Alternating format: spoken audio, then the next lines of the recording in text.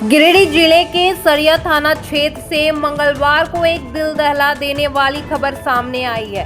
सरिया बगोदर मुख्य मार्ग पर खड़े एक ट्रक से बाइक की जोरदार टक्कर हो गई, जिसमें ससुर और दामाद की मौके पर ही जान चली गई। मृतकों की पहचान सरिया के कलाली रोड निवासी गौरव कुमार रजक उर्फ टिंकू और उनके ससुर सहदेव मंडल बैठा के रूप में हुई है।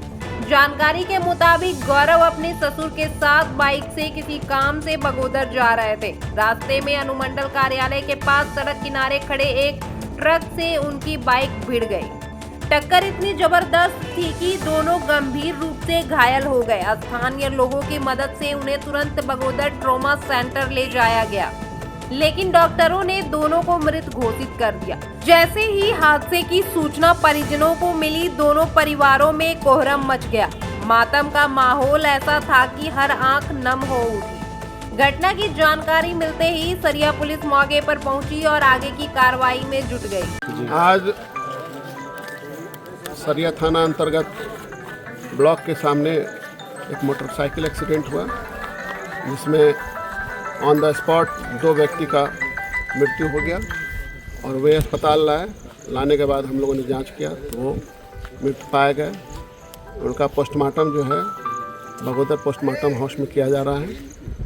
माननीय मंत्री महोदय के आश्वासन के बाद आउटसोर्सिंग जो धरना पर बैठे थे वे लोग मान गए और ये कार्य करने को तैयार हुए। विशेष हम लोग आगे की कार्रवाई के लिए इन लोग को आश्वासन दिए हैं कि हम लोग आउटसोर्सिंग से स्वयं बात कर करके जो मानदेय बकाया है या होने वाला है वो हम लोग करवाने की कोशिश करेंगे। आउटसोर्सिंग कर्मियों के जी यहाँ पर जो है आउटसोर्सिंग वाले ही सारा कार्य करते हैं, चाहे वो ट्रॉमा सेंटर चलाते हो या पोस्टमार्टम सेंटर चलाते हो या क्षेत्र में जितनी भी एएनएम है वो सारा जो है आउटसोर्सिंग के थ्रू ही है। अभी सारा कार्य ठप है। हम लोग का प्रयास है कि जल्द से जल्दी लोग धरना तोड़े ताकि सुचारू रूप से कार्य संभव हो सके। बेहद ही दर्दनाक घटना जो है सरिया ब्लॉक के सामने घटी है और वहाँ पे 2 लोगों की मृत्यु हुई, जो एक हजारीबाग जिले के बेड़ो कला के थे और एक सरिया कलाली रोड के थे। दोनों ससुर दामाद आपस में रिश्ते में हैं। एक की उम्र 34 वर्ष बताई जा रही है और एक की उम्र 55 वर्ष के लगभग। और एक्सीडेंट होने के बाद उन लोगों को बगोदर हॉस्पिटल लाया गया। यहाँ पर आने के बाद डॉक्टर साहब ने उनको मृत घोषित कर दिया। लेकिन यहाँ हम आए तो हम लोगों ने देखा कि सड़क दुर्घटना के बाद जो पोस्टमार्टम होने की व्यवस्था थी तो यहाँ आउटसोर्सिंग के लोग जो थे वो हड़ताल में बैठे हुए थे। हम लोगों ने काफ़ी मशक्कत की, सिविल सर्जन से बात की, एसडीएम साहब से बात किया, थाना प्रभारी भी यहाँ थे और चिकित्सा प्रभारी भी जो बगोदर हैं वो भी यहाँ थे। सबके मनाने के बावजूद वो लोग मानने को तैयार नहीं थे और पोस्टमार्टम करने को तैयार नहीं थे।